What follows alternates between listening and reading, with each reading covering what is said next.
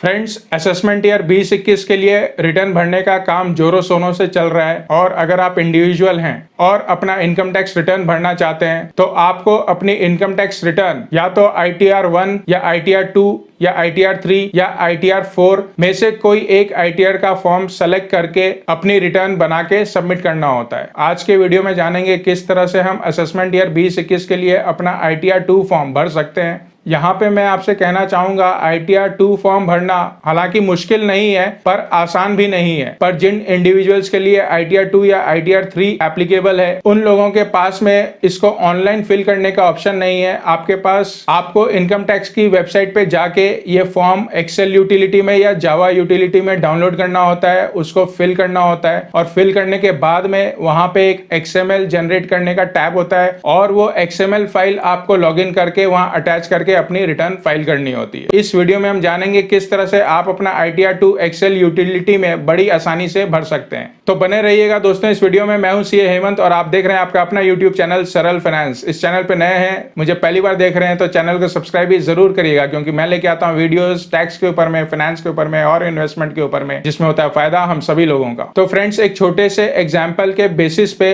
हम ITR 2 अपना Excel utility में पूरा भरेंगे और जानेंगे किस तरह से इसको भरना है। बड़ी आसानी से हम भर पाएंगे अगर आप इस वीडियो में बने रहेंगे। हालांकि फॉर्म देख के लगता है कि बहुत बड़ा फॉर्म है, घबराहट सी होती है फॉर्म खुलते ही, पर घबराने की बिल्कुल भी बात नहीं है। जितना हमारे लिए एप्लीकेबल होगा उतना ही हम भरेंगे, बाकी को हम इग्नोर कर देंगे। तो यहाँ पे हम एक एग्जाम्पल लेंगे और उस एग्जाम्पल में जो भी इनकम है उस इनकम को हम ITR 2 के एक्सेल यूटिलिटी में डालेंगे और समझेंगे किस तरह से क्या चीजें, कौन कौन सी फिगर कहाँ पे डालनी है, ताकि हमारा ITR 2 हम बड़ी आसानी से भर सकें और भरने के बाद में XML जनरेट करके उसको ऑनलाइन सबमिट कर सकें। फ्रेंड्स, हमारे एग्जाम्पल में टैक्स पेयर का नाम मिस्टर एग्जाम्पल वाला है, उनका पैन नंबर यहाँ पे दिया हुआ है, डेट ऑफ बर्थ 1185 है, एड्रेस दिया हुआ है, फादर्स नेम है, आधार नंबर है। ये टैक्स पेयर्स की पर्सनल डिटेल है जो हमें ITR 2 फॉर्म में भरनी रहेंगी। इसके अलावा इनकम डिटेल्स की बात करें,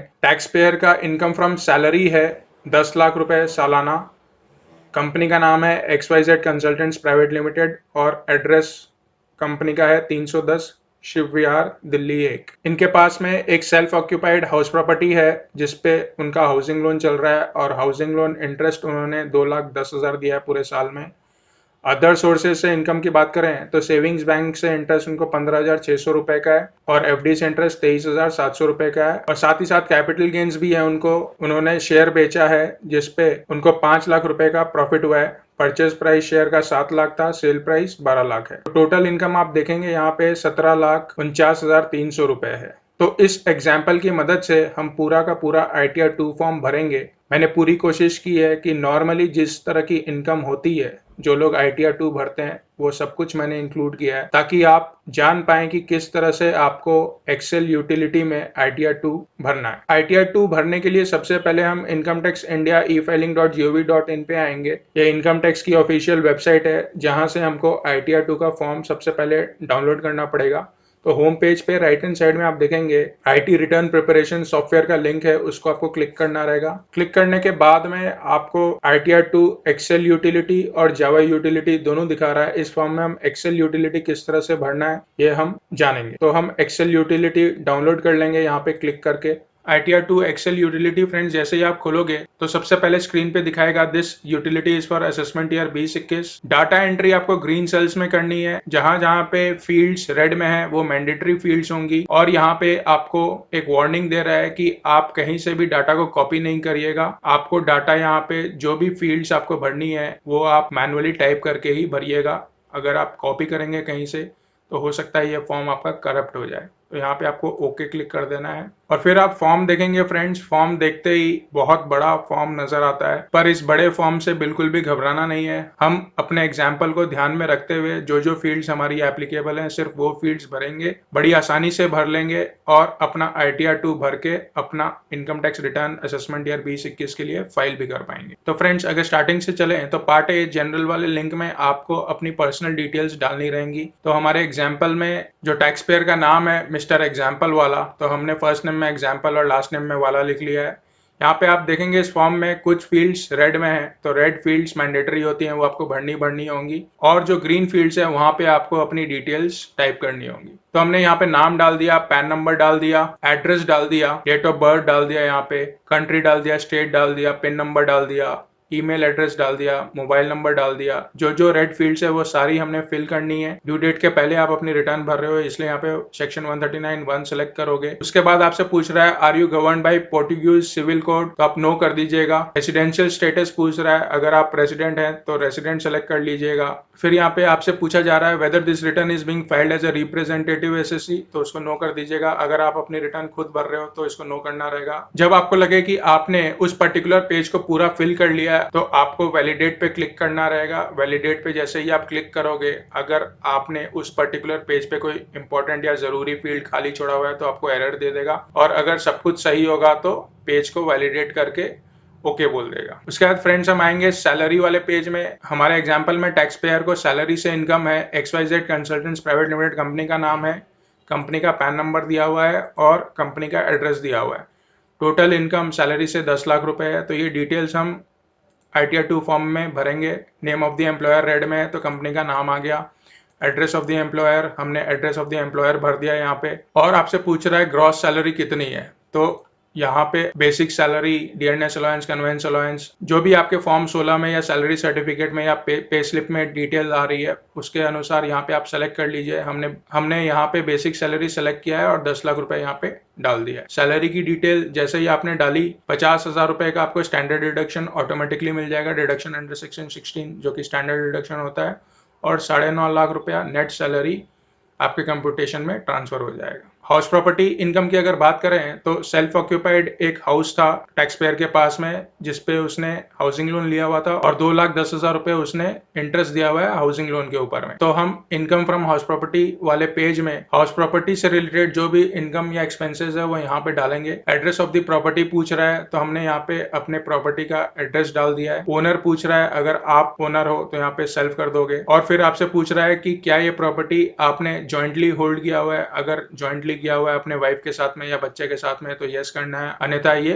नो रहेगा। फिर percentage of share in property पूछ रहा है, अगर आप अकेले ओनर हो तो 100% आपका रहेगा, और किसी के साथ में है तो जो भी परसेंटेज शेयरिंग का है वो परसेंटेज आपको डालना रहेगा। अगर किसी की रेंट से इनकम है तो ग्रॉस रेंट रिसीव्ड आपको यहाँ पे डालना रहेगा। मान लीजिए आपको रेंट आता है 10,000 रुपया महीना, तो सालाना 1,20,000 रुपए यहाँ पे डालना रहेगा। पर हमारे केस में प्रॉपर्टी सेल्फ ऑक्यूपाइड है, इसीलिए कोई किराया नहीं आता है, पर एक हाउसिंग लोन चल रहा है, तो हाउसिंग लोन का इंटरेस्ट जिसमें 2 लाख रुपए तक की छूट मिलती है वो हम यहाँ पे डालेंगे interest payable on borrowed capital वाले कॉलम में। तो टोटल इन्होंने 2,10,000 रुपया इंटरेस्ट दिया है, पर मैक्सिमम 2 लाख रुपए ही अलाउड है, इसीलिए हम यहाँ पे 2 लाख रुपए डाल देंगे। तो इस तरह हमने अपना हाउस प्रॉपर्टी की डिटेल्स भी फिल कर ली है। उसके बाद CG कैपिटल गेन्स का टैब है फ्रेंड्स। कैपिटल गेन्स के टैब में हम लास्ट में आएंगे फ्रेंड्स। इसके अलावा देख लेते हैं कि इनकम और कहाँ से है। हमने सैलरी से इनकम डाल दी, हाउस प्रॉपर्टी से इनकम डाल दी, अब हम अदर सोर्सेज से इनकम डाल देते हैं। सेविंग्स बैंक का इंटरेस्ट 15,600 है, FD का इंटरेस्ट 23,700 है। तो ये हम इनकम फ्रॉम अदर सोर्सेज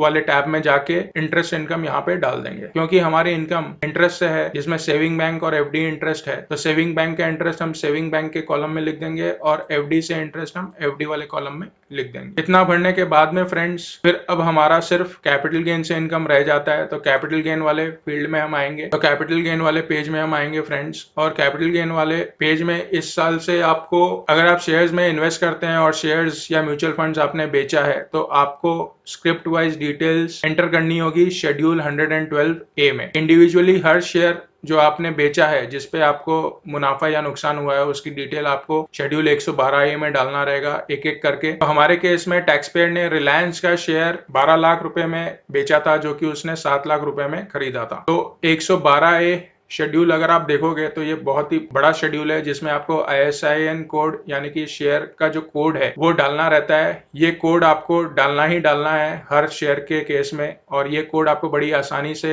या तो आपका ब्रोकर आपको दे देगा जहां पे आपका डीमैट अकाउंट है, जहां पे आप शेयर ट्रेड करते हो, या फिर आप गूगल करके भी ISIN कोड निकाल सकते हो किसी भी शेयर का। ISIN कोड डालने के बाद में आपको शेयर का नाम डालना रहेगा। जैसे यहाँ रिलायंस इंडस्ट्रीज लिमिटेड है तो हमने रिलायंस लिख दिया है। नंबर ऑफ शेयर्स, कितने शेयर्स आपने बेचे थे वो बताना है आपको। सेल प्राइस क्या था पर शेयर, ये जैसे ही डालोगे तो टोटल सेल वैल्यू आ जाएगी, कॉस्ट ऑफ एक्विजिशन आ जाएगा, और ये शेड्यूल अपने आप प्रॉफिट आपका कैलकुलेट कर लेगा। जैसे ही आप शेड्यूल 112A भर लोगे तो इसकी जो नेट डिटेल्स हैं वो कैपिटल गेन वाले कॉलम में अपने आप फिल हो जाएंगी। जैसे कि हमारे केस में 5 लाख का प्रॉफिट यहाँ पे कैपिटल गेन के मेन पेज में ट्रांसफर हो गया। फिर अगला जो टैब है शेड्यूल 115AD, ये नॉन रेसिडेंट्स के लिए एप्लीकेबल है। इसमें आपको कुछ नहीं करना है। अदर सोर्सेज हमने भर लिया फ्रेंड्स। ये अपने आप ही ये पेज फिल होता है। पुराने किसी साल से आपको कोई लॉस कैरी फॉरवर्ड करना है तो वो डिटेल आपको यहाँ पे भरनी रहेगी। फिर फ्रेंड्स जो टैब है वो सेक्शन 80D का है, यानी कि अगर आपने कोई मेडिक्लेम पॉलिसी ली हुई है अपने लिए या अपने परिवार के लिए तो उसकी डिटेल यहाँ पे भरनी रहेगी आपको। हमारे केस में हेल्थ इंश्योरेंस प्रीमियम जो टैक्स पेयर है उसने पे किया है 22,000 रुपए का, तो हमने यहाँ पे 22,000 रुपये डाल दिया है 80D में। 80G अगर आपने कोई डोनेशन दिया है तो आपको ये पेज फिल करना है, अदरवाइज आप इस पूरे पेज को इग्नोर कर सकते हो। 80GG है, कोई साइंटिफिक रिसर्च के लिए डोनेशन दिया है तब आपको भरना है, नहीं तो आपको इग्नोर करना है इस पेज को। AMT आप देखोगे व्हाइट है, कोई ग्रीन सेल नहीं है, तो आपको कुछ नहीं भरना है, यहाँ पे ऑटोमेटिक फिल हो जाएगा। Computation of tax credit under section 115JD, इस पेज में भी ज्यादातर किसी को भी कुछ भी नहीं भरना रहेगा, आप इस पेज को इग्नोर कर सकते हैं। चैप्टर 6 से यानी कि 80C की डिटेल्स या कोई भी डिडक्शन जो आप क्लेम कर रहे हो उसकी डिटेल्स अगर है तो वो यहाँ पे डालनी रहेगी। तो 80C में 1,60,000 रुपए हमारे टैक्स पेयर ने इन्वेस्ट किया हुआ है, तो हमने 1,60,000 यहाँ पे डाल दिया। पर मैक्सिमम जो बेनिफिट मिलता है वो 1.5 लाख तक मिलता है, तो आप अगर ज्यादा डालोगे तभी भी जो बेनिफिट निकल के आएगा यहाँ पे 1.5 लाख से ज्यादा नहीं आएगा, इसीलिए यहाँ पे 1.5 लाख का डिडक्शन शो हो रहा है आउटर कॉलम। उसके बाद जो शेड्यूल है फ्रेंड्स वो है स्पेशल इनकम का शेड्यूल। अगर किसी इनकम पे कोई स्पेशल रेट लगना है टैक्स का या किसी और की इनकम आपके इनकम के साथ में क्लब होनी है तो वो डिटेल यहाँ पे भरी जाएंगी। फिर EI एग्जेम्प्ट इनकम, अगर किसी तरह की एग्जेम्प्ट इनकम है आपकी तो आप उसकी डिटेल्स यहाँ पे डाल सकते हैं। पोर्टुगीज सिविल कोड, क्योंकि हम नो करके आए थे इसीलिए ये पेज व्हाइट हुआ है। एसेट एंड लायबिलिटी की डिटेल, अगर आपकी ग्रॉस टोटल इनकम 50 लाख रुपए से ज्यादा है तब आपको अपनी एसेट एंड लायबिलिटी की डिटेल भी यहाँ पे डालनी रहेगी। अगर किसी की टोटल इनकम 50 लाख रुपए क्रॉस नहीं करती है तो ये वाला शेड्यूल आपको भरने का जरूरत नहीं है। Part B total income, basically आपका कंप्यूटेशन बन रहा है, यानी कि जिस इनकम पे फाइनली आपका टैक्स लगेगा वो यहाँ पे शो हो रहा है। जब ये डिटेल्स आपकी फिल हो जाए तो आप यहाँ पे कैलकुलेट टैक्स कर सकते हैं। कैलकुलेट टैक्स पे जैसे ही क्लिक करोगे तो यहाँ पे नीचे में टैक्स की डिटेल्स ऑटोमेटिकली कैलकुलेट हो जाएंगी, आपको खुद से कैलकुलेट करने की जरूरत नहीं है। फिर इस पेज में अगर आपने कोई एडवांस टैक्स पे किया है या आप रिटर्न भरते वक्त कोई सेल्फ असेसमेंट टैक्स पे कर रहे हैं तो उसकी डिटेल यहाँ पे डालनी है। BSR code, date of payment, serial number of challan और अमाउंट। TDS अगर आपका कोई कटा है तो TDS की डिटेल यहाँ पे आपको भरनी रहेगी। और लास्ट में जब सब कुछ आप भर लो तो ये वेरिफिकेशन वाला पेज है जिसमें आपको वेरीफाई करना है कि जो डिटेल्स आपने भरा है वो सही भरा है। और जब ये सारी चीजें आपको लगता है आपने भर ली है तो आपको वैलिडेट पे क्लिक करना है। अगर सब कुछ सही होगा तो कोई एरर नहीं मिलेगा आपको, और अगर बाई चांस कोई भी एरर्स होंगे तो यहाँ पे बता दिया जाएगा और उस पेज पे जाके आपको अपना एरर ठीक कर लेना है। एरर जैसे ही सारे ठीक हो जाएं आपको जनरेट XML करना है। XML फाइल जनरेट हो जाएगी। XML फाइल को आपको सेव करके रख लेना है। XML फाइल बनने के बाद में सिर्फ एक लास्ट काम रह जाता है आपका कि आपको अपनी रिटर्न अब अपलोड करनी है इनकम टैक्स के पोर्टल पे। इनकम टैक्स के पोर्टल पे अपनी रिटर्न अपलोड करने के लिए आपको इनकम टैक्स की वेबसाइट पे लॉगिन करना होगा। तो यहाँ पे हम लॉगिन कर लेते हैं। लॉगिन करने के बाद में डैशबोर्ड में हमें filing of income tax return पे क्लिक करना है। पैन ऑटो फिल होके आएगा। असेसमेंट ईयर 2021 आपको सेलेक्ट करना रहेगा। ITR form number ITR 2 select कर लेंगे और filing type original and revise return. Submission mode, upload XML जैसे ही आप सेलेक्ट करोगे आपसे पूछेगा कि क्या आप आधार OTP से वेरीफाई करना चाहते हो या फिर बाद में ई वेरीफाई करना चाहते हो, या फिर आप प्रिंट लेके साइन करके CPC बेंगलुरु भेजना चाहते हो। तो मान लीजिए हम प्रिंट लेके साइन करके CPC बेंगलुरु भेजेंगे, तो हमने ये वाला ऑप्शन टिक कर दिया और कंटिन्यू पे क्लिक करेंगे, अग्री करेंगे, कंटिन्यू करेंगे। तो आपको यहाँ पे अपना ITR XML फाइल जो आपने बनाया है वो अटैच करने बोल रहा है। आप नॉर्मली जैसे कोई भी फाइल अटैच करते हैं XML फाइल यहाँ पे आपको अटैच करना है और अटैच करने के बाद में सबमिट पे क्लिक करना है। आपकी रिटर्न सबमिट हो जाएगी। जैसे ही रिटर्न सबमिट हो जाए एक्नॉलेजमेंट का एक प्रिंट लीजिए, साइन करिए और स्पीड पोस्ट से बेंगलुरु